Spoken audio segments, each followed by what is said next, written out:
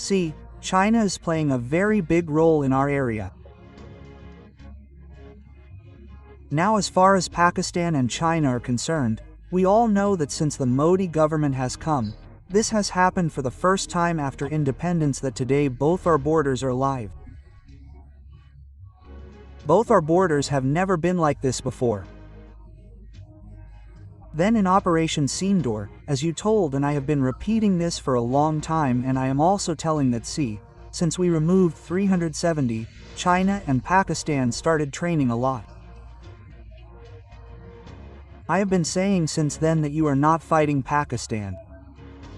You will fight a one-front reinforced war.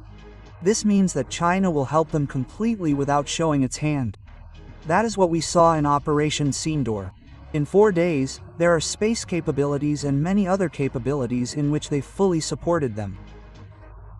Now to say that 80% of the weapons are with them, this is baseless. It is baseless because we also have weapons. It comes from Russia, Israel, France, America. It doesn't mean anything. Look, the most important thing that I would like to tell your viewers about Operation Sindoor is that the air war that will take place between India and Pakistan is the most important, and in that air war we saw 2 things. Firstly, their pilots showed good capability. Look, you can buy equipment and bring it and use it in 6 months. But it takes years to build the capability of a pilot. This means they were preparing since the time you removed 370. This is what I was saying. This is the first thing. The second thing is that now the government does not want to talk about the air war that took place between our military. Whereas everyone knows what happened in the world. How much loss we suffered, how many aircrafts fell, everyone has quietly sat down. So you can keep saying anything else, that is the main thing. So what I mean to say is that if someone here thinks that we did well in Operation Sindoor, then I do not agree with him. Now, you have brought up the second point about Dalai Lama. Look, Dalai Lama is a very sensitive subject for China. I want to tell you this, and I am telling this to your viewers because the former US President Joe Biden gave an interview to CNN's Fareed Zakaria in June 2023, in which he said this, and it is very important that China is not an expansionist. It does not want to go anywhere and occupy the world with military might. But whatever it says is ours, it will take it, and it says 2 things. That which is ours is Taiwan and Tibet, and they call Arunachal Pradesh as South Tibet. So, what I mean to say is this. Dalai Lama is very important for them. That is because Dalai Lama is the last link for them to occupy Tibet completely. Now, they have completely changed Tibet. The Tibet Autonomous Region has completely changed. So there is no such thing as before there. 5G has arrived. All the industries have arrived. Everything is done. Now the last link is Dalai Lama. Now when Dalai Lama says that I will decide how my reincarnation will happen, I means my trust will decide. So what I mean to say is that this is not acceptable to China, because according to China, Arunachal Pradesh is South Tibet. They will first consolidate their position in Tibet, that when Dalai Lama leaves the world, then they will decide. So what I mean to say is that China will fight with us on only one issue, and that is the issue of Dalai Lama, and will not fight on anything else. Pakistan is enough for the rest. China does not consider us its equal, and it will fight on this issue. Now you said about the fight, see, it will be a fight which the world has not even seen till date. I give a small example to your viewers. See, what happened was that when there was a war in 1991, the Iraq War, which we call Operation Desert Storm, in that American forces conducted a 44-day air campaign. After that there was nothing on the ground and everything was dealt with in 100 hours. I mean to say that it will not be 44 days here. I have explained this. I have also written a book. This will be a war, If China fights, then I will take back whatever it is saying. Today it is claiming Arunachal Pradesh. Today it is claiming the whole of Ladakh, which it calls South Tibet. It has the capability, and I think that it can fight a decisive war in 10 days. So our threat has increased a lot. It has increased a lot. Now you ask the third thing, are we ready? So I want to tell you that I do not feel very happy to tell you that we are not ready. That is, why we are not ready. First of all, look at us. Now I will tell your viewers. Our Deputy Chief, Indian Army's Lieutenant General Rahul Singh, said that there is one border and 2 enemy adversaries. He said, brother, you should have known all this before. Who is your enemy? What is his strength? Now why are you getting defeated today? It was your job to know who I am fighting with whom. Now you are saying that it was for this reason. This is an excuse. What I mean to say is that you should know this if you are a professional army. Who is my enemy? What is his capability? What is my capability? Should I fight with him? I can. So what I mean to say is that if you look carefully at Operation Sindoor, it was not a fight at all. Because if you are telling your army, Air Force that sir you will hit the non-military target. You are telling the Air Force, which is the biggest strength of your military, to hit the non-military target. We have a Navy advisor from Indonesia, a Captain Shiv Kumar, and he again gave a statement that sir, the Air Force was told that we suffered losses because you will not attack the air defense, you will not attack military installations, you will only attack non-military installations. Any Air Force officer knows that when you fight an air battle, you first attack the enemy's air defense system because it poses the biggest threat. If you are giving this advice, then where are you fighting? So, you do not want to fight. And then you are immediately saying that we do not want escalation. Ari Baba, if you enter another country and fire missiles at them, will they not retaliate? It is something to think about. So you also want to do something. They will do it through non-military means. They will not do escalation. You do not know who your enemy is? Is it China? Is it Pakistan? What is it? What is their capability? What is your capability? So tell me, how will you do it? You raised another question which spoke about first, and you talked about rare earth. See, the thing is that China is the world's largest manufacturing nation today. The whole world now accepts this. President Trump also accepts this, and the entire supply chain starts from there. Now we have decided. Now China has started understanding that we do not want to have normal relations with China. I would even say that one reason why President Xi Jinping did not go to Brazil for BRICS could also be that Modi does not need to meet him. This is also a reason according to me. But Pravin ji, the Indian government is continuously saying that our self-reliance during Operation Sindoor worked. See, BrahMos worked. Now this question is about this, that if the Indian government had talked about self-reliance, would our self-reliance in defense reach a level where we could compete with China? Leave China aside completely. China is in a different class. You talked about BrahMos. Please understand this. BrahMos is not your system. BrahMos is a joint system, and its important components still come from Russia. S-400 is a Russian system. Your Akash, which is being talked about, I want to tell you that this Akash is a project that was started in 1984 by Abdul Kalam and Prime Minister Mrs. Indira Gandhi as part of the missile program. So, I just want to tell you that its framework and thinking is more than 50 years old.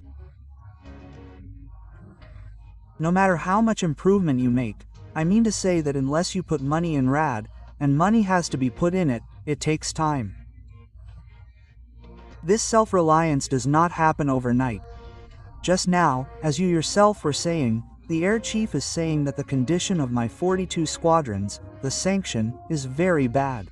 It has gone down a lot. I have to handle 2 fronts. He is saying, now there is a discussion going on that now we will have to take F-35 in the interim, in the middle period. Right now Ahmad Mi is not coming anywhere. In the interim of our 5th generation, we should take F-35 from America or Russia. We can hear that there is a discussion going on about this, because the question is, self-reliance is a slogan. You must understand this. I am ready to discuss this with any of your experts. That is a slogan. The day I will see, research is being done on this. Money is being invested. There is a technology plan. Look, whenever you do any work, you make a plan that what is that thing that both my enemies have that should be my priority. Now here, as soon as everyone saw the drone, everyone ran after that drone. That is not your priority. Your priority is electronics.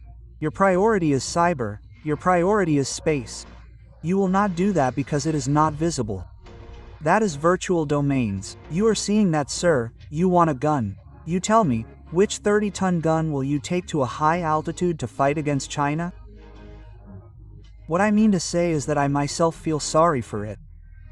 I want our army to be very strong. The current situation is that the army does not have much capability and our assessments are wrong. You have heard this from Lieutenant General Rahul Singh, and as far as the enemy is concerned, today China is the country that is competing with America. You understand where all you have created enmity, and if you want to progress, there is only one way for that.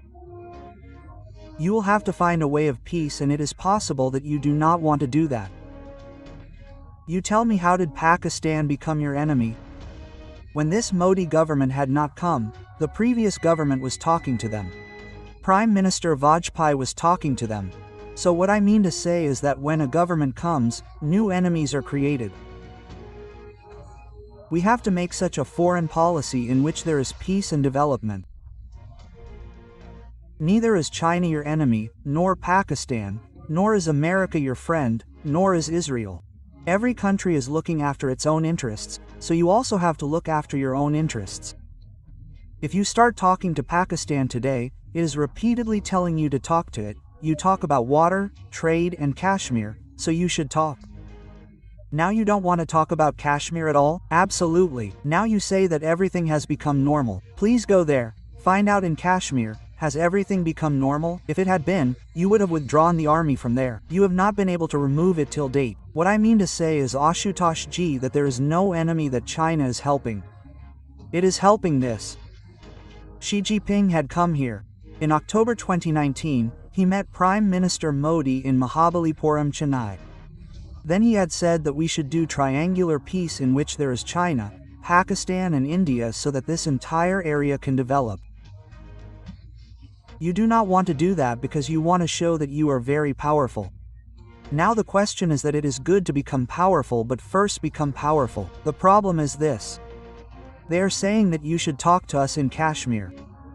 You also know, in 2007 and 2008, when Musharraf was the ruler there, and our Manmohan Singh ji was here. At that time, their entire plan was ready, that 4-point formula of peace. And in those days, there were no terrorist attacks. When this work was going on, nothing was happening in those years. So now the question is, they want to talk in Kashmir, you don't want to do it? They run this proxy war, you do not have the capacity to tolerate, to scare them. If you have that power today, see, these are 2 or 3 different issues. There is no need to mix them. Proxy war is a military issue. For that, you have to build military strength. And they are doing it because they say talk to them about Kashmir. When you were talking to them about Kashmir, there were no terrorist attacks between 2006 and 8. You can check it. Now the question is, if you are saying that now the issue of Kashmir has been resolved. We just have to take Pak and we don't have to do anything else. So the question is, then you build your military strength. If you build it, they will stop it. So this work has to be done in 3 steps. The first step is that we need peace in the region. So as it was told that we want peace with China, we want peace with Pakistan, and both the countries are ready. China wants to have normal relations with us. We don't want to do it. If you first make peace. If you make peace, then what? Then there is time to sort out your research. For that, then you make a complete technology policy. That is the second step. That's, sir, what do we need? Which thing will we bring from outside? For which thing should we make a joint venture with Russia? In which will we put RAD? That is the second step. After that, the time will come when you will say that you and I will not need to fight again. Perhaps if you are cooperating so much and there is prosperity, South Asia is progressing, then what will you fight for? Even then you have to build military power because there should be deterrence. But the plan that I am telling you now is for the next 10 to 15 years. What will be the situation at that time? Who knows what? But you should prepare, make your technology map. You should do peace within the region. After that, see what is our stand on Kashmir. Musharraf had a 4-point formula on Kashmir. We discussed it. Back-channel talks were going on with Pakistan. So Kashmir is the issue on which you have to talk, and today China is also physically present in Kashmir. China is physically present. It is sitting in your East Ladakh in Ladakh. It is near Pakistan. You have a map of Kashmir, so you should discuss this with them. Well, as far as it is concerned, it is related to China. Dalai Lama is a sensitive subject for them, but if you look at its entire history, then China does not want to fight with you. China only wants that you do not interfere in the Dalai Lama, which you are doing. I will give you an example. Nancy Pelosi, who was the US Speaker, went to Taiwan in August 2022. She created a problem there. She went to Taiwan to support democracy. Then what happened there was that China made its Air Force more of a new normal there. Well, after that she came here in June 2024, and why did she come? To give the role to Tibet Act. It was such an act which was passed by the administration in the Senate and the House.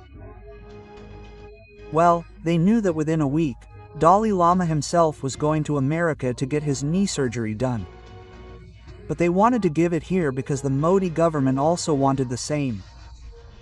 That is why she wanted to come with all her lawmakers, and many other people from Congress had also come. Then there are joint photographs of the Prime Minister, National Security Advisor Doble. They were all together. Now the question is, what was the purpose of their coming here? Coming to Dharamshala and giving them the opportunity to use our land, you know, to provoke China against Dalai Lama, it does not make sense at all.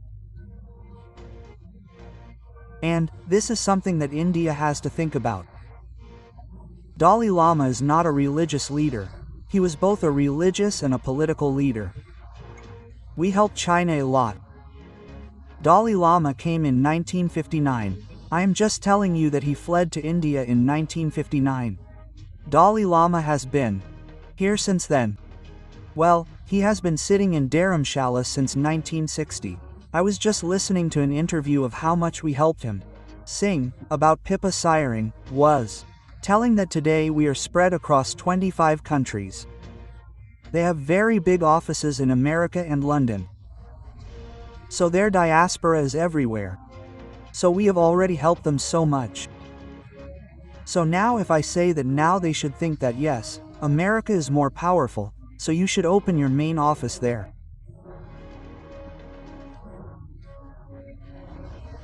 I am saying that if you say that this thing is happening in Tibet, that thing is happening, you can say this only when you are a global power, that you have to take care of everything and you have to keep an eye on everything. At this time you are at that stage that you look at your national interest. Your 80 crore people are poor, they do not have much food. Your military capability is not good. Your threats have increased. These should be your issues. How is it an issue that China is doing that there in Tibet? I do not understand this. We have already helped them a lot. Now they should also help themselves. They should look at where they should set up their office.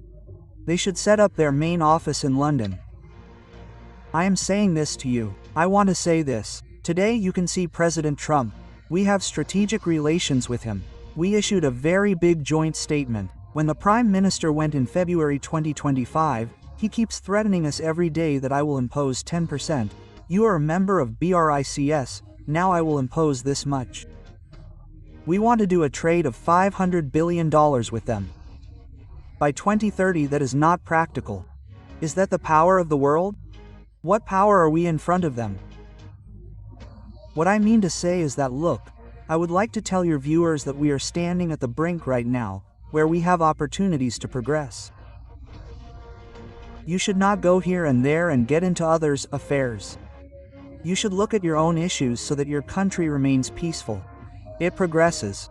As for your internal issues, you should handle them only. That is enough.